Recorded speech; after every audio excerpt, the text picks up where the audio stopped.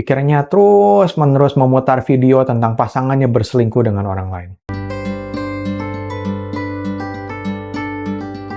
Sesudah terjadinya perselingkuhan, relasi rusak. Pasangan mengalami trauma yang membuatnya sering menangis dan agresif.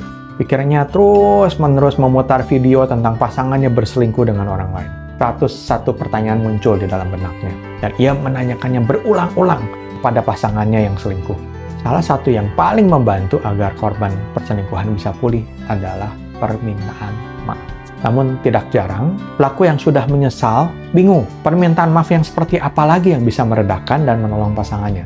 Nah, Gary Chapman, penulis 5 Bahasa Cinta, sebenarnya dia menulis satu buah buku lagi, yaitu tentang permintaan maaf yang berjudul The 5 Language of Apology. Saya akan coba menjabarkan 5 bahasa permintaan maaf yang dapat digunakan untuk menolong korban perselingkuhan. Ada 5, yaitu regret, responsibility, restitusi, repentance, dan request. Yang pertama adalah regret atau menunjukkan penyesalan. Menunjukkan penyesalan adalah cara yang paling sederhana dalam meminta maaf. Biasanya dengan kata-kata yang singkat. Maaf ya, I'm sorry. Atau aku minta maaf. Kunci dari penyesalan yang berhasil adalah jangan pernah menggunakan kata maaf saja tanpa mengatakan hal apa yang disesali secara spesifik.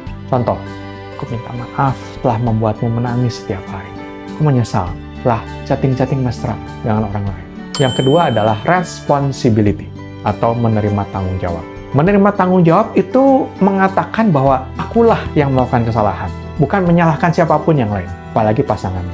Kadangkala hal ini sulit, terutama jika orang tua kita selalu menyalahkan kita dan jarang menyatakan hal-hal yang benar yang kita lakukan. Contoh yang dapat kita lakukan adalah mengatakan seperti ini. Akulah yang membuat kamu menderita. Akulah yang membuat kamu terluka seperti ini. Nomor 3 adalah restitution atau melakukan restitusi. Melakukan restitusi itu melakukan berbagai hal untuk memperbaiki kesalahan atau menggantikan luka dan derita yang telah dialami oleh pasangan kita.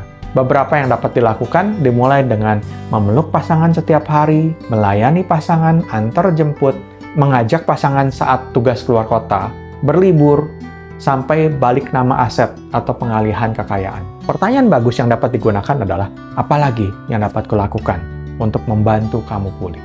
Yang keempat adalah repentance atau sungguh-sungguh bertobat. Bertobat yang dimaksud adalah menunjukkan bahwa kita sungguh-sungguh merubah perilaku kita.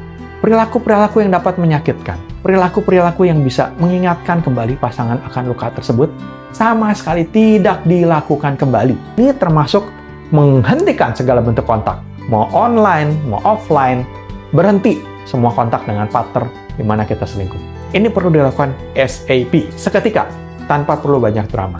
Kemudian, menjaga batas pertemanan dengan lawan jenis lain. Tidak melakukan rayuan, flirting, kata-kata sayang, beb. Tidak lagi pergi makan siang berdua dengan lawan jenis. Transparan, atau tidak ada lagi yang disembunyikan. Baik lokasi, teman, chat, sosial media. Ini termasuk memberikan password handphone kepada pasangan. Yang kelima adalah request, atau memohon ampunan. Memohon kepada pasangan untuk mengampuni kita. Terkadang untuk sebagian orang, jika kita tidak memohon secara spesifik untuk dimaafkan, kita tidak dimaafkan. Dalam bahasa Indonesia, ucapan maaf memang sudah mengandung request, minta maaf gitu ya. Tapi bahasa yang kelima ini mungkin memang jadinya sedikit rancu dengan bahasa yang pertama. Namun demikian, penekanan dari bahasa kelima ini adalah kita merendahkan diri di hadapan korban untuk memohon ampunannya. Aku mohon ampunilah aku. Kadang pelaku juga hanya menyebutkan kesalahan-kesalahannya saja tanpa spesifik minta maaf. Nah, ini bukan merupakan permintaan maaf. Ya, contoh, ya aku selingkuh. Aku tidur 2 kali dengan wanita di hotel itu. Ini hanya confession, ini hanya pengakuan, tapi bukan penyesalan. Ini juga berarti ya, bahasa kelima ini berarti dengan rendah hati menunggu pengampunan itu diberikan. Tidak memaksa, tidak mendesak. Kita dapat bertanya dengan, apakah kamu mengampuni aku? Nah, itulah kelima bahasa permintaan maaf. Regret, responsibility, restitution, repentance, dan request. Dalam kasus-kasus berat seperti perselingkuhan, kita butuh kelima-limanya untuk minta maaf kepada pasangan kita. Berulang-ulang, sebanyak yang dibutuhkan oleh pasangan. Yang penting di sini adalah ketulusan. Karena hanya dengan ketulusanlah yang akan mendapatkan respon pengampunan. Saya Denny Hen, salam pembelajar.